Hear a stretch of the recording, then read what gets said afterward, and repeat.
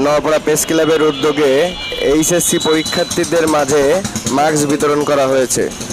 অভয়নগর উপজেলা প্রশাসনের পক্ষ থেকে জানা যায়, এবার অভয়নগরে এইচএসসি পরীক্ষা 5টি কেন্দ্রে অনুষ্ঠিত হচ্ছে এবং এইচএসসি পরীক্ষায় 1846 জন পরীক্ষার্থী অংশগ্রহণ করছে।